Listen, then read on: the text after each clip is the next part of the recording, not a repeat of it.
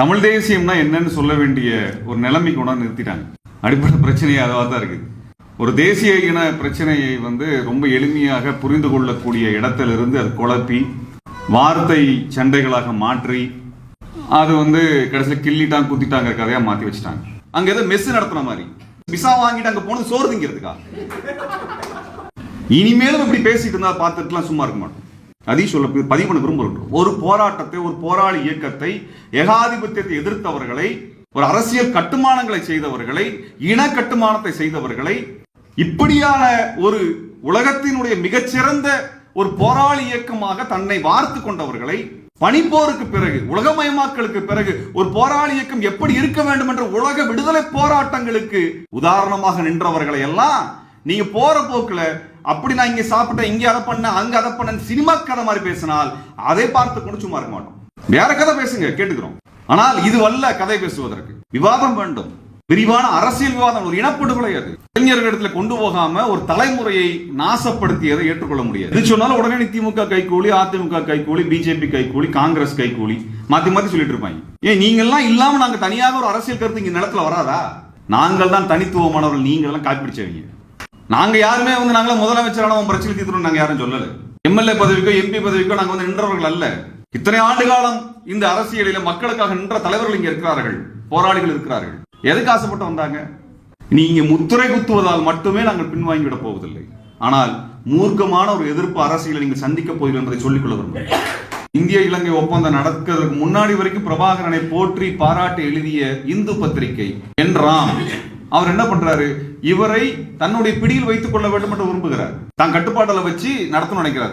பிரபாகரன் அதை தாண்டியவராக இருக்கின்றார், ஒரு விடுதலை போராளியாக இருக்கின்றார். இவங்க கட்டுப்பாட்டுக்குள் அவர் இல்லை.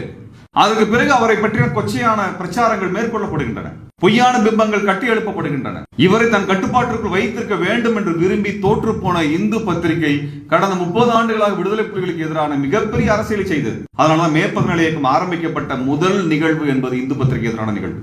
அதுல முளைத்த இயக்கம் தான் இந்த இயக்கம்.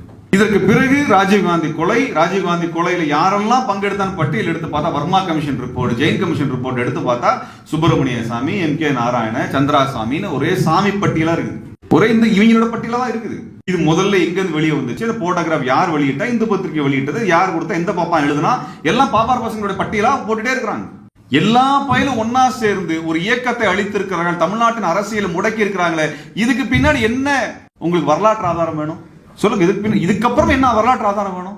குருமூர்த்தியை உங்களால் அரசியல் ரீதியாக அடையாளம் காட்ட முடியவில்லை என்றால் நீங்கள் தயவு செய்து தமிழ் தேசியம் பேசுவதை நிறுத்தி விடுங்கள் ஐயா மணியரசன் அவர்களே. அதான் கேட்க விரும்புகிறேன். உங்கள் மீது கூட மிகுந்த மரியாதையோடு நான் பேசுகின்றேன். உங்களுக்கு என் தந்தையின் வயது, எங்களை விட நிறைய அரசியல் நீங்கள் பார்த்தவர், அருகிலிருந்து பார்த்தவர். அடுத்த தலைமுறை ஒரு அரசியலை கையில் எடுக்கக்கூடிய காலகட்டத்தில் உரிய வழிகாட்டுதலை நீங்கள் கொடுக்க வேண்டும். இங்கே இருக்கக்கூடிய போராளிகளுக்கு துணையாக நின்றவர்களை எல்லாம் கொச்சைப்படுத்தி ஒருவரோடு மேடையேறி நீங்கள் நிற்பதை பார்ப்பது எனக்கு அவமானமாக இருக்கிறது. எந்த தகுதியும் இல்லாமல் ஒரு வரலாற்றை திரும்பிப்படுத்தி சமகால அரசியலை மாற்றி எழுதி இங்கே போராடுபவர்களை எல்லாம் கொச்சைப்படுத்தி முத்திரை குத்தி அசிங்கப்படுத்தி அரசியல் நீக்கம் செய்கின்ற இந்த கும்பலோடு உங்களுக்கு என்ன வேலை? எங்களெல்லாம் தெலுங்குன்னு சொல்லக்கூடியவன் என்னைக்குமே நிர்மலா சீதாராமன் தெலுங்குன்னு சொல்லலையே, வடுக வந்தேரன் சொல்லி சங்கரமடத்தை சொல்லலையே. சங்கரமடத்தினுடைய இடம் எது, இனம் எது?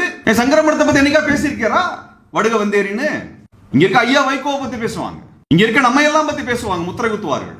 இங்க தமிழினத்துக்காக போராடக்கூடியவர் காவிரி உரிமை, முல்லை பெரியார் உரிமை, கூடங்குளம் மீனவர் உரிமை, ஏழு தமிழர் விடுதலை என்று தமிழர் உரிமைகளுக்கு பேசுபவர்கள் எல்லாம் தெலுங்குன்னு சொல்லக்கூடிய இந்த கூட்டம் சங்கரமடத்தை ஒரு தெலுங்கு என்று சொல்லவில்லை.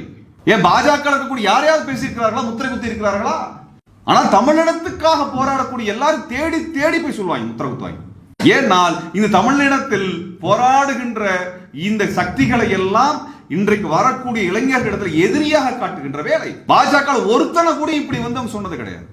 RSS ஒரு பெயர் கூட அவர் வாயிலிருந்து உச்சரிக்கப்பட்டது கிடையாது. யார் எதிரி இந்த இனத்தில்? இந்த இனத்திற்கு யார் எதிராக இருக்கிறார்கள்? நாங்கள் பேசுவதற்கு தயாராக இருக்கின்றோம்.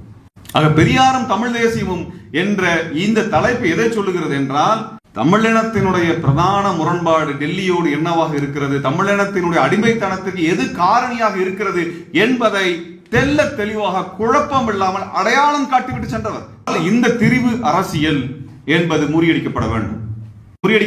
இது எல்லாரும் ஒன்றாக நின்றாதான் முடியும். இந்த திரிவு அரசியல் அது தமிழ் தேசியத்தையும் வீழ்த்தும், பெரியாரியத்தையும் திராவிடத்தையும் சேர்த்து வீழ்த்தும்.